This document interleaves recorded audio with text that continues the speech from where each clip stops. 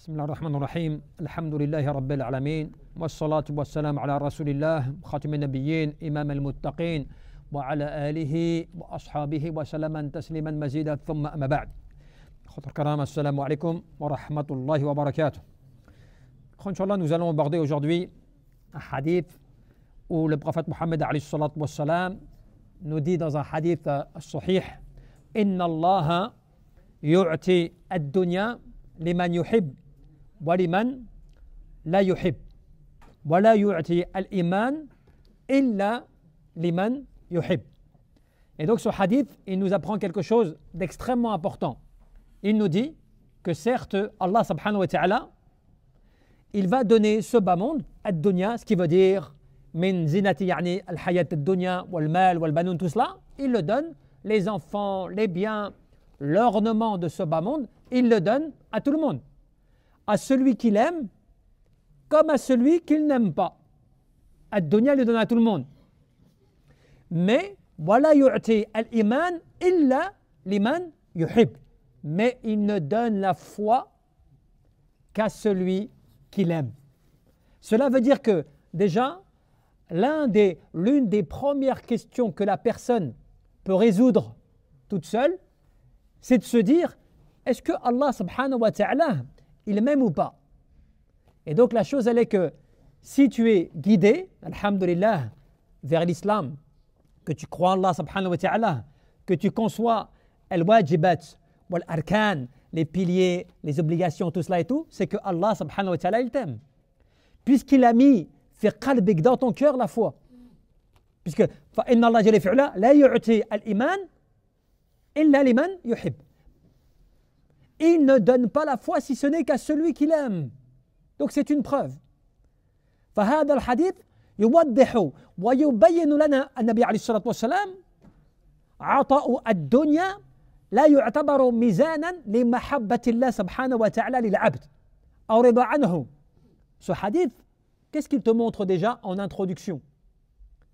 Il te montre qu'Allah subhanahu wa ta'ala, que le fait, cela te montre que le fait de la donation de ce bas monde, le fait que Allah jalla fi'ala donne ce bas monde, cela à quelqu'un, hein, le fait que Allah jalla fi'ala accorde des biens, accorde de la richesse, accorde du pouvoir, accorde ce que toi tu peux voir de bien d'une personne dans ce bas monde parmi les biens mondains. Attention, cela n'est en aucun cas une preuve d'amour d'Allah Azza wa Jal pour cette personne ou pour ce serviteur. Ce n'est pas une preuve d'amour. Puisqu'Allah Jalla fi'ala, fa inna Allah Azza wa Jal yu'ti ad-dunya liman yuhib wa liman la yuhib. Donc il donne ce bas monde à qui il veut. Mais pourquoi cela? Cela est une preuve. Attention, quand beaucoup de gens se font leurrer, tu sais, il y a beaucoup de gens qui se font avoir et qui pensent que parce qu'ils sont riches, parce qu'ils sont intelligents, parce qu'ils sont puissants, parce qu'en fait ils ont de la notoriété, qu'ils sont connus ou qu'ils ont des grâces qui les touchent dans ce bas monde, c'est une marque que Allah Jalla fi'ala leur veut du bien. Ce n'est pas une preuve. Ce n'est pas une preuve. Et la preuve en est que Allah Jalla fi'ala, il donne cela à qui il veut. Ni la personne doit croire que cela est une marque d'amour ou bien qu'il est agréé par Allah Azza wa Jalla. Comme Qarun qui disait devant Moussa alayhi salam, qui était contemporain à Moussa alayhi salam. Et lui, on sait que il avait des richesses, il était puissant, on ne pouvait porter, donc à une seule personne ne pouvait porter la clé de ses coffres. C'était des dizaines de personnes qui devaient porter la clé, la clé de ses coffres. Tellement cela était énorme. Et il passait devant Moussa alayhi salam et il disait, mais Allah il m'aime. Moi j'ai les richesses et j'ai tout ce que j'ai, mais toi qu'as-tu? Allah il t'a donné à toi, certes, la prophétie, mais à moi il m'a donné la puissance ou bien le pouvoir ou des choses comme cela. Alors que ce n'était pas une preuve. فَإِنَّ اللَّهَ جَلَّ فِعْلًا. Et pourquoi cela? Parce qu'Allah جَلَّ فِعْلًا فَإِنَّ اللَّهَ جَلَّ فِعْلًا يَرْزُقُ لِمَنْ يَشَاءُ بِغَيْرِ حِسَابٍ. الله يبسط رزقا لمن يشاء ويقدر وفرحوا بالحياة الدنيا وما الحياة الدنيا في الآخرة إلا متاع. Allah Jalla fi'ala, il est celui qui pourvoit à la subsistance comme il le veut. Il donne à qui il veut, sans aucun problème, sans aucun manquement. Il est celui qui décrète et qui a pouvoir sur tout. Mais ils se réjouissent de ce bas monde. Mais qu'est-ce que ce bas monde? Fil akhirati illa mata', par rapport à l'au-delà, si ce n'est qu'une demeure éphémère. Donc, cela veut dire sawa'an kanu min al-mu'minin ou al-kafirin, al-salihin ou al-fujjar. وذلك لأن الدنيا عند الله سبحانه وتعالى قليلة القيمة. Donc cela remet les choses en place. Ce bas monde auprès d'Allah Azza wa Jal, il ne pèse rien. Il n'a que peu de valeur. Peu de valeur. Parce qu'Allah Jalla fi'ula, il déconsidère tellement ce bas monde en soi, non pas pour le fait de sa création, comprenez bien, le fait de la valeur de cela. Quand ton Seigneur, il t'appelle à l'au-delà, c'est parce qu'en fait, il te fait comprendre que l'au-delà, sa valeur, elle est incomparable. Wallahu yad'u ila daris salam. Tu vois? Khayrun lakum in kuntum ta'lamun. Quand il te dit cela des fois. Dans le Coran, quand il te dit « Et cela est bien meilleur pour vous si vous saviez », quand il te parle de l'au-delà, ou des bonnes actions. Khayrun wa abqa, bien meilleur et plus perdurable. Pour te dire que ton Créateur, Allah Jalla fi'ala, il te vend quelque part l'au-delà. On peut parler de vente. Hal adullukum ala tijaratin tunjikum min adabin alim. Quand il te parle de commerce ou de vente. Voulez-vous que je vous donne un commerce qui va vous préserver ou vous protéger d'un feu ardent? Donc Allah Jalla fi'ala te parle d'une transaction dans ce verset. En te disant, veux-tu que je te donne un commerce qui va te préserver d'un châtiment douloureux, du feu de l'enfer? Eh bien, c'est que tu crois en Allah, que tu luttes par tes biens et ta personne, et ainsi de suite. Tout cela pour dire quoi? Il t'appelle au meilleur. Donc ce bas monde n'a pas de valeur comme cela. Kama qala Nabi sallallahu alayhi wa sallam fi al-hadith as-sahih. Que te dit le prophète alayhi salatu wa sallam? Il te dit, law kanat ad-dunya ta'dilu 'inda Allah janaha ba'udah ma saqa kafara minha shurbatu ma'. Si, écoutez bien ce hadith et le sens profond de ce hadith. Si pour Allah ce bas monde avait la valeur du poids de l'aile d'un moustique, tu ne peux même pas quantifier cela, tu ne peux même pas peser cela. Si ce bas monde avait la valeur, le poids de l'aile d'un moustique, eh bien celui qui ne croit pas ou qui désobéit à Allah Jalla fi'ula, qui mécroit, qui tourne dos à Allah Azza wa Jal, ne pourrait même pas y boire une seule gorgée d'eau. Une seule gorgée d'eau. Pas simplement le fait qu'il n'aurait pas ceci, pas cela comme richesse ou comme puissance. Une gorgée d'eau, il ne pourrait pas la boire. Et pourquoi il ne pourrait pas la boire? Si cette dunya indallah Jalla fi'ula, janaha, ta'adilu janaha, ba'udah, si cela auprès d'Allah Azza wa Jal avait le poids de l'aile d'un moustique, en termes de valeur. Donc pour dire à quel point, quand tu réfléchis vraiment sur ce hadith, médite un peu dessus, tadabbur kadalik fil hadith, réfléchis dessus, et tu verras que l'information contenue, elle est énorme. Quand Allah Jalla fi'ala compare l'une de ses créatures qui ne pèse rien dans la balance, prends l'aile d'un moustique, prends l'aile d'un moustique, de la poser sur le mizan, sur une balance. Elle ne va même pas bouger la balance. Elle ne va même pas réagir, tellement cela est faible en termes de poids. Même le moustique tout court, le moustique lui-même, tu le poses sur la balance, il ne pèse pas. Alors imagine l'aile de ce moustique. Imagine. Eh bien, il te dit, et c'est pour dire, ce n'est pas pour citer comme ça, parce que tu vois, les gens, des fois, qui ne s'arrêtent pas à cela, pensent que Allah Jalla fi'ala a mentionné un moustique comme cela. C'est comme cela.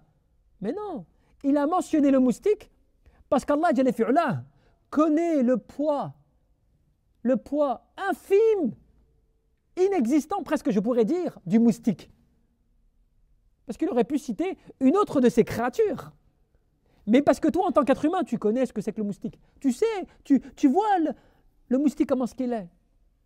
Tout être humain sait ce que c'est qu'un moustique. Subhanallah. Donc, il t'attire à cela. Tu vois le moustique? Tu vois sa valeur? Celle que toi, quand il vient te piquer, tu le tues à coup de chaussure. Quand il te dérange comme cela, eh bien, tu vois cette valeur-là? Son aile ne pèse pas en valeur, eh bien, ce bas monde auprès d'Allah Azza wa Jal.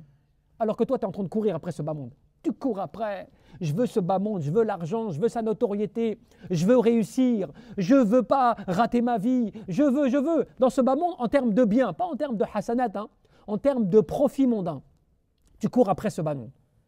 Alors que tu cours après quelque chose qui n'a même pas de valeur auprès d'Allah Azza wa Jal. Même pas de valeur. C'est comme si, tu vois, comme l'homme qui court après une femme avec qui il veut se marier, alors que cette femme ne le regarde même pas. Et lui, il est en train de se fatiguer jour et nuit. Il est en train d'imaginer toutes les situations possibles pour essayer de se marier avec telle femme. Cet homme-là n'existe même pas dans la conscience de la femme. Ce n'est pas simplement, elle ne le voit pas. Cet homme-là, cette personne n'existe même pas dans la conscience de la femme. Et lui, il se fatigue, alors qu'à la fin, il ne sera que déçu et il ne sera que dans les remords. Parce que cette personne, de toute façon, ne portera aucune considération. Eh bien, toi, c'est pire. Tu cours après ce bas monde, après cela, après cela. Mais Allah, te dit, vous courez. La course aux richesses vous distrait. Vous êtes en train de courir après ce bas monde, cette dunya, tout cela et tout. Mais attendez de visiter les tombes. Là, vous comprendrez que cette valeur mondaine, elle ne vaut plus rien maintenant. Qu'as-tu avec toi dans ta tombe, à part tes œuvres? Tu as des œuvres, alhamdulillah. Tu as des bonnes actions, al-taqwa, wal-khushu', wal-amal al-salih. Tout cela et tout, tu l'as avec toi, alhamdulillah. Des bonnes actions, des bonnes œuvres, des lectures du Coran, du repentir, des sadaqat, tout cela et tout, tu l'as avec toi dans ta tombe, alhamdulillah. Mais si tu as ton argent, ton pouvoir, ta notoriété, tout cela, malheureusement, tu la laisseras sur terre. Et donc, on te dit quoi? On te dit, وفي المقابل كذلك عطاء الإيمان دليل على محبة الله سبحانه وتعالى للعبد. Et donc tu comprends que le fait d'avoir la foi, le fait que dans ton cœur tu aies cette lumière de la foi, que dans ton cœur tu sois animé par la foi, que tu aies quelque chose qui te rappelle Allah Azza wa Jal et que tu aies envie d'adorer Allah subhanahu wa ta'ala en faisant des efforts, un signe que tu es aimé par Allah. Après, il y a des niveaux, darajat, il y a des niveaux d'amour. Bien sûr, c'est normal. Mais tu es aimé par Allah Azza wa Jal. Shaitan, il te fait croire que non, tu n'es pas aimé, tu n'es pas un bon adorateur. Certes, peut-être par rapport à des œuvres, à des actions, à des repentirs, des choses comme cela. Mais tu ne peux pas dire je ne suis pas aimé par Allah Azza wa Jal. Tu ne peux pas dire non, Allah me déconsidère. Si c'était le cas, il t'éloigne. Il t'éloigne de tout ce qui est bon pour toi. Jusqu'au fait même de croire en lui. Puisque tu sais très bien que tu ne peux pas acheter la foi. Tu ne peux pas acheter ou offrir la foi à quelqu'un. Tu ne peux pas, à ton père, à ta mère, à ta soeur, à ton frère, à ton enfant, tu ne peux pas dire je veux lui installer, faire qalbi dans son cœur la foi. Tu ne peux pas. Tu peux faire ce que tu veux, dépenser ciel et terre, cela n'entrera pas. Illa bi'inna Allah Azza wa Jal, si ce n'est la volonté d'Allah Azza wa Jal, wa bi rahmatillah et sa miséricorde. Donc c'est pour dire que cela est exceptionnel. Et donc quand Allah Jalla fi'ula décide de mettre cela dans le cœur de quelqu'un, afin que ce dernier, après, croit en Allah, croit au jour de la résurrection, croit en l'au-delà, croit en tout cela, c'est que Allah Jalla fi'ula t'aime puisqu'il te veut du bien. Mais après, c'est à toi d'amener les barakats, les bénédictions, de te faire guider par les bonnes actions, la piété, al-khushu', la crainte scrupuleuse, tout cela. Après, c'est à toi d'agir. Et de ne pas amener à toi la colère d'Allah Jalla fi'ula, la colère d'Allah Azza wa Jal. Et cela comment? Eh bien, en me détournant de lui, en tournant dos, tu vois, en m'opposant, en fait, justement, à ses ordres. Walihada abadallah, on te dit quoi? On te dit, par rapport à cela, لأن الإيمان هو أعظم نعمة يمتحها الله جل في علا لمن يريد له خيرا وفلاحا في الدنيا وفي الآخرة. Donc la foi, elle est le plus grand des bienfaits qui peut être accordé à l'adorateur, lui permettant d'obtenir la joie et le bonheur dans ce bas monde et dans l'au-delà. Cela, c'est important. Tellement important qu'on oublie cette richesse incommensurable. Tu ne peux pas compenser cette richesse. C'est pour cela qu'on dit que comme quoi tu ne pourras jamais rembourser les grâces d'Allah Azza wa Jal. Comme tu ne pourras jamais les dénombrer. C'est bien fait. Le fait simplement qu'il t'a guidé et qu'il a mis dans ton cœur la foi, déjà cela, tu ne pourras jamais le rembourser. Toute ta vie, puisque c'est ce qui a permis que tu sois guidé fit dunya et que tu puisses, ben Allah Azza wa Jal, eh bien rentrer fil Jannah. Cela, tu ne pourras jamais le rembourser. Donc c'est pour cela que quand tu adores Allah, c'est pourquoi tu essaies de rembourser, je dis bien tu essaies de rembourser tes dettes. Tes dettes en termes de reconnaissance, en termes de soumission par le fait de reconnaître la grâce qui t'a touché. Rappelez-vous de moi et je vais vous mentionner. Soyez reconnaissants et ne faites pas preuve d'ingratitude. Regardez la grâce d'Allah Jalla fi'ula. Ni il te demande quoi que ce soit, entre guillemets, que tu dépenses dans le sens où, eh bien, que tu entretiennes pour Allah Jalla fi'ula quelque chose. Allah Jalla fi'ula n'a pas besoin de toi, ni de sa création et de ses créatures. Mais il te demande d'être reconnaissant.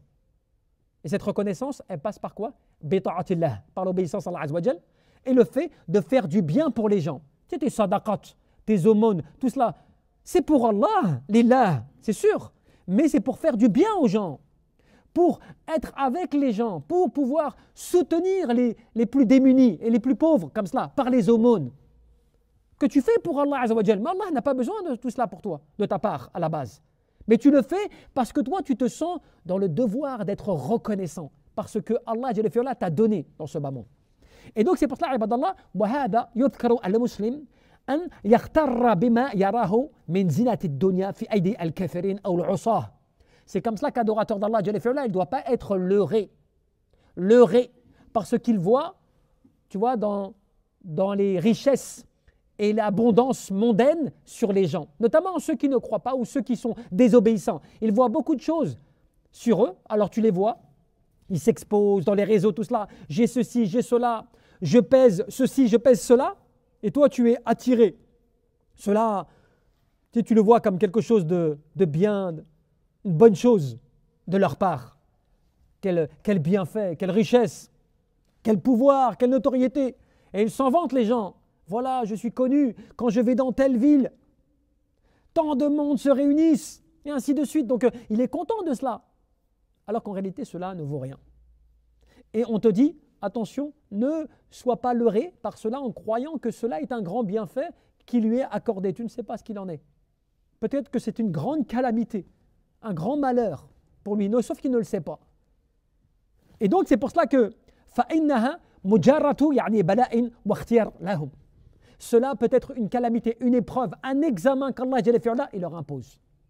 Ils ne le savent pas. وَنَبْلُكُمْ بِالشَّرِّ وَالْخَيْرِ فِتْنَةً وَإِلَيْنَا تُرْجَعُونَ. Nous allons vous éprouver par le mal et par le bien, à titre d'examen, de test. Et ensuite, vous serez rassemblés vers nous. Nous dit Allah subhanahu wa ta'ala. وَكَذَا الْعَبَدَ اللَّهِ. Eh bien, وَعَلَيْهِ الْمُسْلِمَ الْمُؤْمِنَ أن يتمسك بنعمة الإيمان ويعمل على زيادته بالطاعة والعمل الصالح لأن الإيمان هو الطريق إلى رضا الله سبحانه وتعالى ودخول جنته. C'est pour cela que l'adorateur d'Allah Azza wa Jal, il doit tenir bon et ferme à sa foi, au bienfait de la foi, et il doit l'entretenir et aussi l'augmenter par les bonnes œuvres, les actes d'obéissance, tout cela. Et c'est de cette manière que tu vas être reconnaissant. Tu es conscient que tu as la foi, tu es conscient que tu crois en Allah Azza wa Jal, et bien pour être reconnaissant, c'est de faire des bonnes œuvres et d'adorer Allah Azza wa Jal et d'augmenter ta foi pour pouvoir être reconnaissant. C'est comme si tu disais, Allah m'a béni d'une terre fertile dans laquelle je sais que je peux y faire beaucoup de choses. Eh bien, je vais œuvrer grâce à cette terre. Je vais planter des graines, je vais l'entretenir, je vais l'arroser. Tu vois, tu vas l'entretenir parce que tu es conscient que tu as une terre qui a de la valeur. Et tu ne veux pas la laisser comme cela pourrir. Ben de la même manière, tu as la foi dans ton cœur. Tu te dis, grand bienfait d'Allah qui me touche, grande miséricorde d'Allah qui me touche, je ne vais pas la laisser comme cela. Je vais l'augmenter, je vais l'entretenir en mettant des graines par le Coran, les bonnes œuvres, la piété, le sadaqat, tout cela, tu vois. Et en même temps, al-khushu', wal-khashiyah, la crainte d'Allah, tu vois, la piété, at-taqwa. Tout cela, tu l'entretiens et tu l'augmentes. Pourquoi cela? Pour obtenir son agrément et pouvoir rentrer dans son paradis. C'est cela la récompense divine. ولهذا عبد الله فالمسلم هكذا عبد الله فالمسلم يجب أن يدرك أن الدنيا زائلة ما يبقي له خيرا حقيقيا هو إيمانه وعمله الصالح. Et donc c'est pour ça que le musulman, il est obligatoire pour lui. Il est obligatoire, ce n'est pas quelque chose simplement de surérogatoire à laquelle tu peux penser ou tu vas penser. Tu te dois de te rappeler que ce bas monde n'est pas fait pour perdurer. Que ce bas monde, il est là de manière temporaire. Et que la seule valeur, la seule chose qui perdurera après toi, après ta mort, ce ne sont que ta foi et tes bonnes œuvres. Donc si tu veux être parmi ceux qui seront élevés dans la vraie demeure, pas dans cette demeure-là, dans la vraie demeure. Parce que tu sais, dans cette demeure-là, tu peux être élevé, mais à ta perte. Alors que l'au-delà, la personne qui est élevée, ce n'est que pour, eh bien, la grandir en récompense. تلك الدار الآخرة نجعلها للذين لا يريدون علوا في الأرض ولا فسادا والعاقبة للمتقين. Tu vois, le verset il est clair. Nous n'accordons, et cela encore c'est une autre méditation encore, hein, nous n'accordons pas l'au-delà à ceux qui cherchent à s'élever dans ce bas monde ou à causer de la perversité ou du désordre. Certes, la bonne fin appartient aux pieux. Donc cela veut dire quoi? L'au-delà, tu le gagnes que par les bonnes œuvres et la piété. Ce bas monde, tu peux le gagner par le mensonge, la trahison, la désobéissance, le mal, tu peux l'obtenir. Allah te le donnera, peut-être pour ce que tu veux, mais ce que tu auras sera une calamité pour toi, une calamité pour toi. Alors que, passe-toi de ce bas monde, en recherchant que le bien, bien sûr, c'est pas interdit, hein, que le bien, mais pour l'au-delà. Et c'est comme cela que beaucoup de gens, même pour terminer sur cela, beaucoup de personnes, tu vois, ils te disent oui, mais pourtant on voit telle ou telle personne qui, par exemple, croit à tant d'argent, mais en même temps, elle fait telle ou telle chose de mal. Ou bien, ceux qui n'ont pas, eh bien, ils ne peuvent pas faire le bien ou des choses comme cela. Tu vois, ils comparent à chaque fois le bien et le mal par rapport aux gens, par rapport à ce qu'ils voient des gens. Mais ce n'est pas une preuve en soi. Puisque quand les gens te disent, par exemple, oui, mais tu vois, ceux qui sont riches ou qui profitent de ce bas monde, eh bien, Allah leur a donné, donc il n'y a pas de mal. Ils profitent avec cela.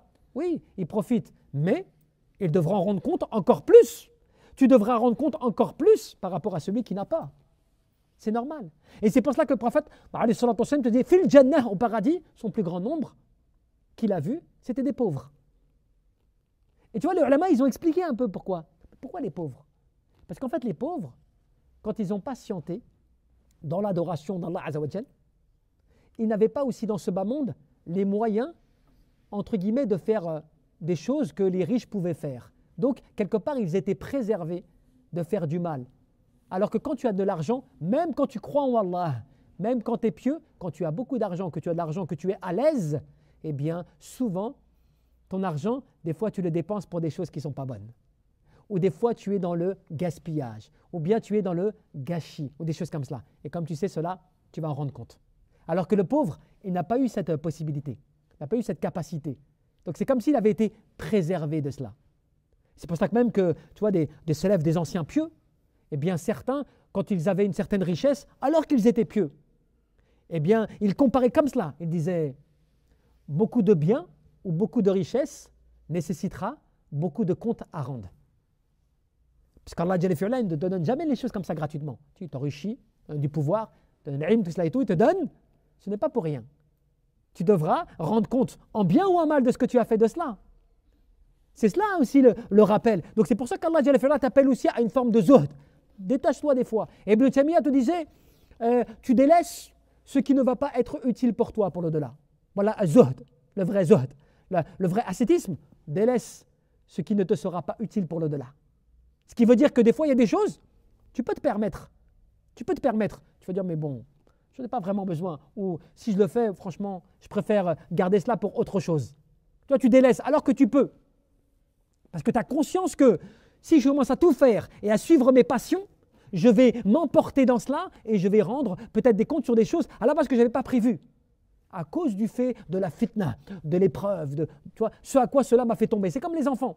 Comme les enfants, les biens, tout cela. Allah te met en garde. Attention. La tuhlikum amwalukum wa la awladukum an dhikrillah. Attention que vos biens et vos enfants ne vous détournent pas du rappel d'Allah. Les gens ont dit, mais pourquoi? Il n'y a pas de mal. C'est Allah qui nous donne. Oui, tant que cela ne te détourne pas du rappel d'Allah.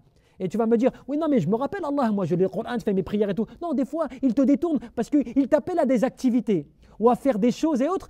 Et toi, des fois, tu négliges des choses importantes. Tu négliges des fois des parties de ta religion. Tu négliges des choses à cause du fait de l'amour que tu portes à eux. Rappelle-toi le prophète Mohammed, sur le minbar, il était sur le minbar, et il voit ses petits-fils comme ça, en pleine khutba, qui viennent à lui. Tu vois, Hassan ou Hussein, comme ça qui viennent à lui, en plein sermon. et il voit l'un d'entre eux qui est presque à trébucher, à tomber. Et il s'arrête et il le rattrape. Après, il dit, certes, vous avez dans vos biens et dans vos enfants un ennemi, dans le sens, une fitna. Enfin, il a été interrompu, pourquoi? Par inquiétude pour eux, ce qui n'est pas un mal en soi, mais pour dire déconcentration. Il s'est fait déconcentrer parce qu'il lui est arrivé là sur le moment.